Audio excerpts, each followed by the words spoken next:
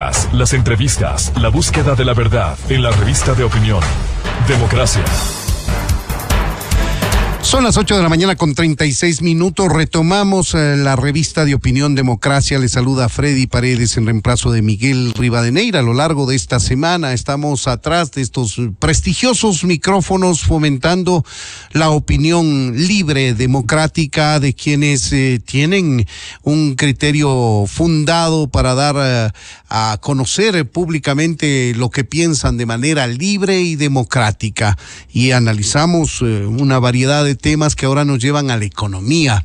Vamos a hablar de un tema que quizá puede ser muy técnico, lejano, esquivo para un gran porcentaje de ecuatorianos, que es el riesgo país. Es una jerga muy técnica la que manejan los economistas. Se trata de un índice importante que lo hemos escuchado en innumerables ocasiones ser mentado por especialistas, por políticos inclusive, y no necesariamente sabemos cómo nos afecta este indicador macroeconómico internacional a nosotros como ecuatorianos de a pie.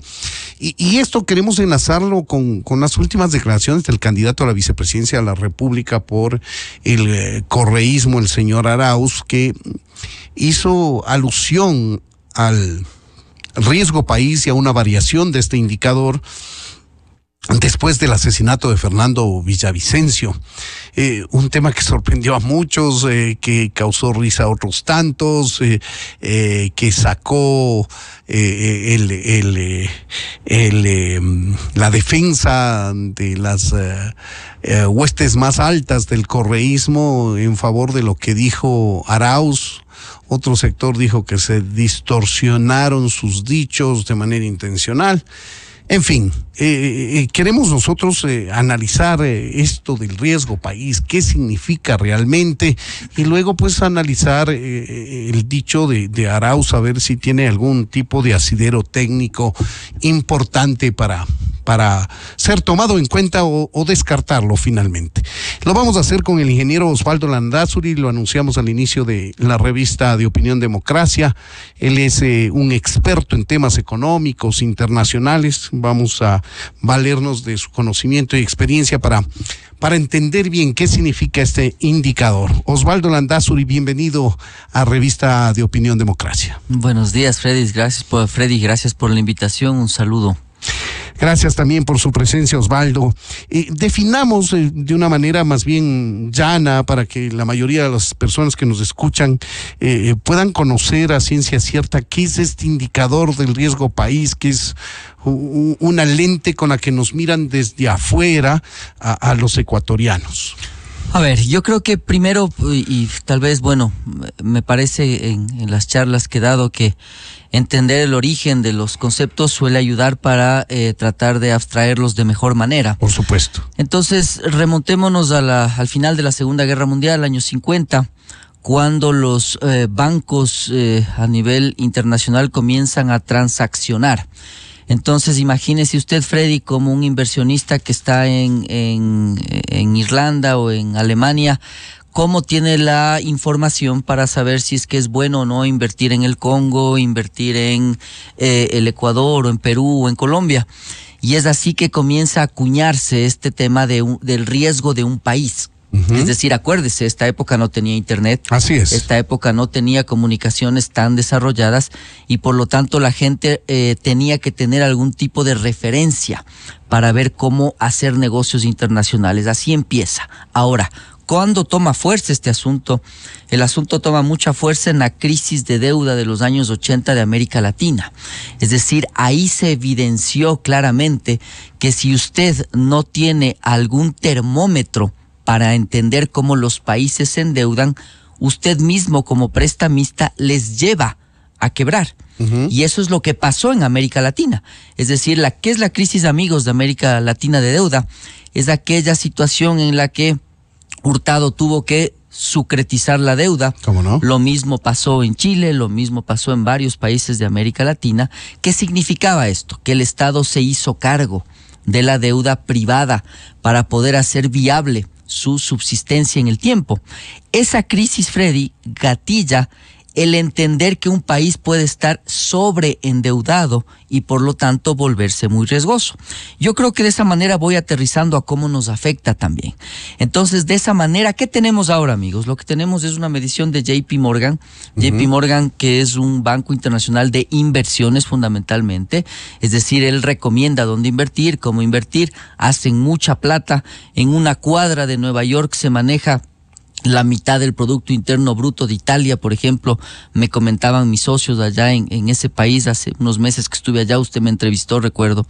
Es decir, es inimaginable para el Ecuador ver la plata que se maneja, pero por eso mismo usted requiere poder medir qué tan riesgosa es una economía. Claro, y lo que fue una noción, digamos, después de la Segunda Guerra Mundial, se fue convirtiendo en un índice con medición técnica, con una métrica que la establecieron y que logra dar una visión más o menos cercana a la realidad de un país. Es correcto, y entonces lo que sucede es que mientras más alto es el riesgo de un país, significa que entonces es más probable que ese país se encuentre en una situación de no poder pagar su deuda.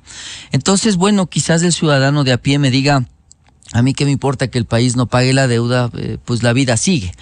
Y lo cierto es que sí importa y mucho, porque cuando un país no puede pagar la deuda, significa entonces que todo el aparato estatal se ve desfinanciado. Nadie quiere prestarle. Nadie quiere prestarle. prestar. Le presta a tasas altísimas, claro, por el riesgo que existe. Le presta a un apostador, que siempre los hay. Un apostador que dice, mira, aquí tengo estos, va a sonar un poco raro, pero aquí tengo estos 1,000 milloncitos, que afuera es muy poco.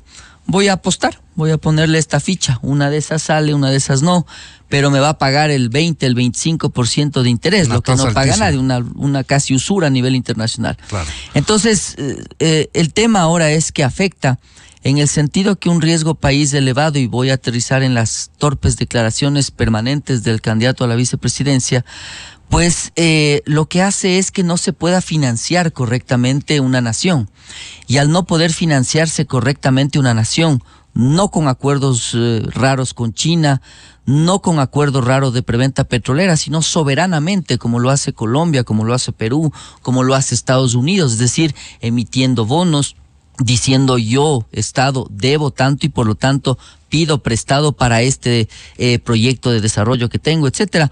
Cuando un riesgo es muy alto, usted no tiene inversión, no tiene empleo, y en estricto rigor, los empresarios analizan el riesgo de sus operaciones, Freddy, partiendo del riesgo país, es decir, partiendo del riesgo en donde usted está operando. Eso les hace decidir o no si invierten dinero en la creación de una empresa, de una sucursal, de una gigante transnacional, lo que fuese. Este famoso riesgo país, que además se mide con una métrica. Estamos hablando de alrededor de 1,800 puntos que tiene el Ecuador. 1,749 cerró el día de ayer. 1,749. Y claro, eso dirán, ha bajado y bajó el riesgo país. Qué declaraciones tan, no sé, tan extrañas, tan raras. Claro, probablemente retomo la pregunta, no sé si es pertinente hacerlo, la que usted hacía en la introducción, y lo que dice Arauz es que al haber boicoteado la ganancia de esa tendencia en una sola vuelta, pues probablemente los mercados hayan respirado mejor y por lo tanto encontrarse con una situación en la que el Ecuador podría elegir otra alternativa que no sea tan adversa al mercado. Pero no se entiende así para nada, ¿no? Y peor todavía hablar en un momento tan difícil, tan duro, de una familia, de un país, de esos en términos numéricos, macro, pues realmente resulta una tontería absoluta. Fueron unas declaraciones no felices y además torpes, según la opinión especializada que conoce del tema económico y también del político. Lo que en sustancia asegura en una entrevista el señor Arauz es que la muerte de Fernando Villavicencio afectó a la candidatura de Luisa González, que se perfilaba a ganar en primera vuelta. Entonces, como afecta y es probable que no gane en primera vuelta y también es probable que no gane en segunda vuelta, los acreedores internacionales sienten más tranquilidad que no lleguen a alguno de la Revolución Ciudadana, sino de otra tendencia, y entonces así se asegura el pago de compromisos internacionales, mucho más que si llegase alguien del correísmo. Entonces, eso hace que baje el riesgo país como resultado del asesinato de Fernando Villavicencio. Al menos así lo entendí yo, pero, Osvaldo. sí, pero leamos entre líneas, Freddy. El asunto es que él abandera una situación en la que el riesgo país, desde mi óptica, es malo, y por lo tanto, cuando según él los buenos iban a ganar, entonces tuvieron que hacer algo tan maquiavélico como lo que todos conocemos, y realmente los malos triunfan y el riesgo país baja, y entonces vamos a pagar la deuda. Además, diciendo que muchos de los tenedores son banqueros. Y en realidad, bueno, cuando usted ve los tenedores, vamos en partes, creo yo, ¿no? Primero, el riesgo país, insisto, no, ni el empresario ni el riesgo país es ni bueno ni malo. Es un indicador. Es una medición. Es una medición. Y es una medición con la que hay que convivir. Es decir, a un caudillo como Correa lo que menos le gusta es que le digan qué hacer, es que le auditen. Pero a los gerentes de empresas, incluso de empresas familiares o de empresas de propiedad les ayuda unitaria, para tomar decisiones. les auditan y nos dan indicadores para tomar decisiones. Entonces, claro, lo que él decía es que el riesgo país es una medida imperialista para tratar de ahorcarles a los países, pero en realidad mucho de lo que dice el riesgo país es real. Es decir, usted tiene un riesgo que yo le llamo estructural, que es absolutamente alto. Acuérdese, cuando gana Lasso, digamos que usted elimina la parte política del riesgo país y el mercado dice, bueno, me encuentro con un presidente que no es adverso al mercado. Le quito el riesgo político, porque JP Morgan involucra bastantes puntos de vista para medir el riesgo país. Uno de ellos, inflación, que no es importante en el país, condiciones de gobernabilidad, condiciones macroeconómicas, condiciones políticas, todo eso entra, Freddy, en el riesgo país. Entonces, claro, usted le quita el riesgo político, ¿y a cuánto bajó el riesgo? 900 puntos. Así es. Sigue siendo inviable. Lo que le está diciendo el mercado es lo que yo he venido anunciando desde hace años. Es decir, en vez de estar hablando de tonterías como que porque una persona es asesinada sube o baja el riesgo país, o si nos tomamos o no las reservas, deberíamos hablar de los problemas de fondo del país que no nos dejan crecer. Y esos problemas parten desde el propio presupuesto general del Estado. Yo le he llamado incluso trampa de desarrollo, tal y como en la Escuela de Economía y de Negocios en la que me formé. Es decir, usted a ese presupuesto no le encuentro yo la salida, Freddy. Porque solo crece en gastos, pero no hay fuentes de financiamiento. Y encima, y más encima, constitucionalmente más, crece en gastos. Claro, y lo cual estaría perfecto si es que usted pudiera, pero no mide la eficiencia. No sabe cuántos doctores hay aquí, no sabe cuánto está gastando allá. ¿O cuántos necesita técnicamente? Exacto, no hemos hecho ninguna comparación. Yo ayer en una entrevista televisiva decía, una de esas, antes de decir primero tomemos la reserva, yo diría auditemos las empresas públicas. Pero esa también es una declaración alegre que le han dicho, vale decirlo, tanto la candidata del correísmo, Luisa González, como el candidato de ADN, Daniel Noboa. La una propone retirar $2.500 millones de la Reserva Monetaria Internacional, y el otro dice, no, en mi caso solo $1.500 millones. Pero lo que sabemos es que hay una prohibición constitucional para utilizar, o legal, para utilizar la reserva del Fondo Monetario Internacional. Entonces no es así de fácil de que yo voy a tomar esas reservas, que además no son de propiedad del gobierno de turno, sino de instituciones del Estado y de los ciudadanos que tenemos, o de los ciudadanos que tienen depósitos en la banca pública y privada. Sí, quizás una corrección que es importante, Freddy, es que no es que la reserva es del Fondo Monetario, ¿no? Es la reserva del Ecuador, pero yo creo que está mal llamada reservas, es decir, son los depósitos. Porque aquí tenemos dolarización. Claro, entonces son la reserva en un país no dolarizado, lo que hace es respaldar. Acuérdese usted que antes de todo esto había las operaciones de comercio exterior. Sí, hoy es eso, pero cuando usted tiene moneda, acuérdese que hace 100 años lo que usted tenía es el patrón oro, la Gran Depresión y todo lo que sabemos, pues usted emitía moneda en realidad en la cantidad de oro que tenía guardada. Eso cambió. Vino la visión keynesiana, bueno, es un tema muy complicado, técnico, pero lo cierto es que ahora usted respalda la moneda en un país no dolarizado, la moneda local, con sus reservas, además de respaldar lo que debe. Por eso es que Perú tiene 70 mil millones de dólares de reserva y por eso su riesgo es tan bajo.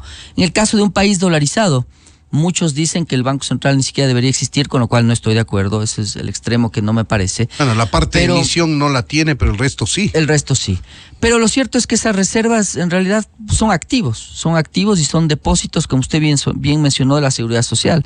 Son depósitos de los GATS, de los gobiernos autónomos descentralizados, son depósitos de las entidades públicas no financieras y financieras. Universidades públicas. Es decir, hay de todo ahí. Entonces, realmente decir me voy a tomar esos dólares, realmente yo decía ayer en la televisión, es un asunto impredecible. Digamos que usted toma reservas por un lado y le paga a la Seguridad Social y le baja por un lado el saldo de la cuenta única del Tesoro, pero le sube la de la Seguridad Social, no alteró. Y eso es lo que dicen los que lideran esta bandera de tomar reservas.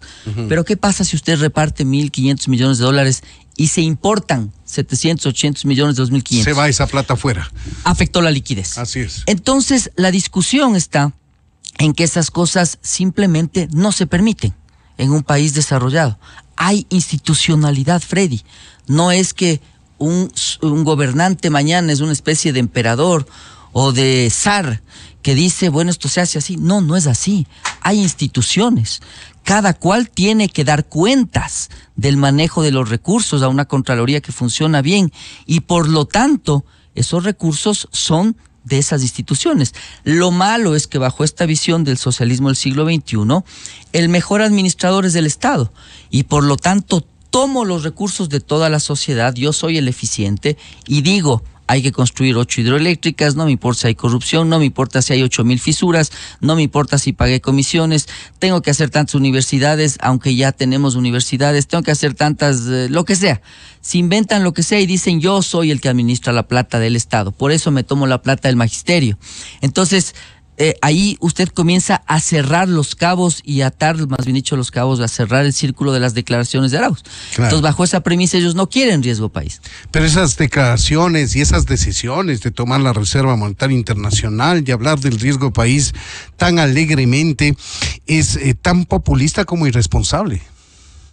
Yo diría que sobre todo es irresponsable, ¿no? Porque en realidad que el Ecuador esté debatiendo esto es una cosa muy penosa. Yo he venido diciendo que lo que más me llama la atención en hacer negocios con el extranjero, en haberme formado en el extranjero, es el tipo de conversación que tenemos acá. O sea, todavía estar discutiendo que si es bueno o no tener reservas es una tontería. Segundo, después de lo que pasó a América Latina en los años 80, Freddy, ¿cómo no? Por Dios, o sea, ya vivimos aquello. Yo decía ayer en televisión, usted no le puede decir al jubilado, sabe que estoy gestionando un préstamo porque tomé la plata del IES, espérese por favor 6 meses que el Banco Mundial me está auditando. Esa plata tiene que estar líquida, dicen es ociosa. ¿Cómo va a ser ociosa la plata que está salvaguardando el bienestar de un jubilado? Por supuesto. No es ociosa, tiene un riesgo diferente y tiene un comportamiento diferente que en finanzas es muy claro y muy evidente y que los economistas generalmente no la tienen clara. Como yo me formé desde las finanzas hacia la economía, entonces para mí resulta muy chocante ver que dicen ahora con la plata del IES que es ociosa vamos a dar hipotecas. ¿Cuál es el resultado de aquello? Pues que la morosidad de las hipotecas es enorme y que el IES está desfinanciado. Claro, plata ociosa, pero se pone en riesgo la vida de los dueños de esa plata en gran medida, que son los jubilados, que ya pagaron sus aportes y que ahora tienen que recibir su pago mensual. Y ahí creo yo, Freddy, que usted comienza a sacar sus conclusiones en relación a que el riesgo país le está diciendo justamente eso. El Ecuador tiene un riesgo muy alto de caer en una situación de impago. Y no solo de la deuda, impago de los jubilados. Hoy debemos 1.700 millones a los proveedores del Estado. Eso es impago también de una parte de la sociedad. Una deuda. Entonces, el mercado, que yo recuerdo a usted en Nueva York, le decía, el mercado está viendo que van a anticipar elecciones. ¿Se acuerda, Freddy? ¿Cómo no? Y el mercado realmente tiene unas cosas buenas. Yo he sido un defensor del equilibrio. Pero en mucho de lo que es información financiera, información política y pública, el mercado es bastante sabio. Y el mercado le está diciendo, cuidado Ecuador, si usted no arregla sus problemas estructurales, como por ejemplo subsidios, como por ejemplo leyes laborales, como por ejemplo presupuesto general del Estado, está corriendo riesgos muy elevados. Y esos riesgos no solo son riesgos de no pagar o de estar emproblemado en liquidez, sino incluso de no tener ya dólares para poder transaccionar normalmente como debería hacerlo un país dolarizado. Ahora, Osvaldo Landazuri, esta es una explicación de lo que significa el riesgo país entendido desde la visión extranjera a un Estado, a un gobierno con todos los, todas las aristas políticas, económicas, reglamentarias, legales, lo que fuese. Pero también el riesgo país le afecta al ciudadano común y corriente. ¿Por qué? Porque el riesgo país influye en el costo del dinero. Correcto. Que le entregan los inversionistas internacionales al Estado y la banca privada al ciudadano dentro del país. Correcto. Y ahí el tema es, Freddy, que usted lo resumió muy inteligentemente bien.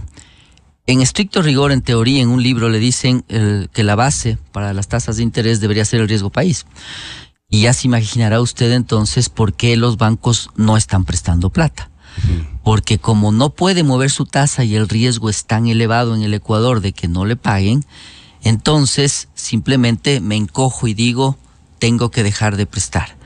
Y por lo tanto los ciudadanos se ven obligados a irse al chulco en gran medida, en donde las tasas, si cabe el término, están más ajustadas al riesgo absurdo que estamos viviendo en el país, de que los problemas estructurales nos lleguen a coger de tal manera, a encontrar de tal manera que sean ya irreparables. La seguridad social es otro ejemplo. Si usted no hace algo con la seguridad social, estoy en desacuerdo con la propuesta de Augusto, me parece que es incompleta, pero evidentemente hay un problema. Entonces, a lo que va el comentario es que nos afecta a los ciudadanos. ¿Por qué? Porque el costo del dinero se vuelve muy alto, y cuando el costo es muy alto y usted tiene un techo, que es lo que pasa aquí en el país, ¿qué es lo que hace el panadero cuando tiene un techo en el pan y el pan le está costando mucho? Le achica el tamaño. Deja de vender, dice no le puedo vender. Y eso es lo que pasa con el banco, es decir, si se están fondeando al 10%, al 9%, ¿cómo le van a prestar a una empresa al 8,5% o al 9%? No puede. Imposible. Entonces, ¿qué dice? Dejo de prestar. Presto solo al que me paga 16, me paga 18%, etcétera. O me invento formas. Hoy le dicen, te doy un aval, transacciones y aval, pero ese aval tiene un costo. Entonces, eso está pasando en el país, Freddy, y esa es la manera en que afecta el riesgo país. El riesgo en general que está viviendo el Ecuador de demostrar que es una sociedad viable. Entonces, al final termina siendo un ejercicio en que nos afecta, porque no hay préstamo, por lo tanto no hay plata, no hay liquidez, no hay inversión y no hay empleo. Y si a eso usted le suma que sus leyes laborales son muy rígidas, yo decía en algunas entrevistas, la dolarización es el extremo más rígido del tipo de cambio fijo, Freddy. Todo lo demás en el país debería ser completamente flexible, todo, porque usted ya está en un esquema absolutamente rígido. Pero usted le sigue sumando rigideces. El presupuesto general del Estado es rígido en el 72%. En América Latina en promedio es en el 47%. Nosotros somos 30 puntos más rígidos que el resto de América Latina. Primera rigidez. Las leyes laborales son completamente rígidas. Segunda rigidez. Y anacrónicas. Y así sigue. La seguridad social y todo lo demás es rígido. Entonces, realmente, nosotros mismos nos estamos disparando en el pie, claro, si no hacemos estos cambios necesarios. Y hay herramientas de la economía que también por esta rigidez a la que usted alude no hacemos uso. Por ejemplo, en los Estados Unidos es muy común trabajar mucho con las tasas de interés, cosa que aquí no se utiliza. Porque no puede, Freddy, porque usted recuerde que tiene unos techos después de la dolarización. Nos quedamos en el extremo rígido, y esa era la otra rigidez que me faltaba. Los bancos son absolutamente rígidos en el sentido de que con techos a tasas. ¿Por qué cree usted que no le dieron ni $1 por el Banco del Pacífico, Freddy? No hay un interesado. ¿Por qué? Para la venta, dice. Para la venta. La Entonces, monetización claro, de activos que lo definió el gobierno de esa manera. Lo definía. Entonces, al final, claro, termina siendo en que desde afuera se ve como una locura venir a invertir en el Ecuador. Entonces, eso es lo que debe cambiar. Y al final del día, yo insisto, está en un asunto tan rígido y tan loco que al final el riesgo país le está demostrando esa rigidez, ese riesgo y esa locura en la que nosotros estamos metidos. Esta es la explicación técnica profesional de lo que significa el riesgo país, un indicador económico que ha sido usado de manera muy alegre, muy irresponsable en declaraciones de candidatos a la vicepresidencia de la República, específicamente de la Revolución Ciudadana, el señor Andrés Arauz. Y esta entrevista tiene el propósito precisamente de aclarar estos conceptos, conocer realmente qué significa esto del riesgo país, cómo incide en la economía de un país y también en la economía del ciudadano común y corriente. Esto nos ayuda a entender mejor el concepto, la dimensión de las declaraciones de Arauz y el concepto en su estilo, en su esencia más pura, para que pueda ser aplicada a la interpretación de cada uno de ustedes, amigos. Queremos agradecer al ingeniero Osvaldo Landázuri, experto en temas económicos e internacionales. Osvaldo, muchas gracias por habernos atendido. Freddy, siempre es un gusto hablar con usted. Para nosotros también, amigos, y aquí queremos despedirnos. Es un gusto también para nosotros estar tras de estos micrófonos en tan prestigioso programa, en la revista de opinión Democracia, que ha llegado a su fin. Muchas gracias por su atención y nos reencontraremos el día de mañana buscando la verdad. La revista de opinión Democracia, buscando la verdad en todas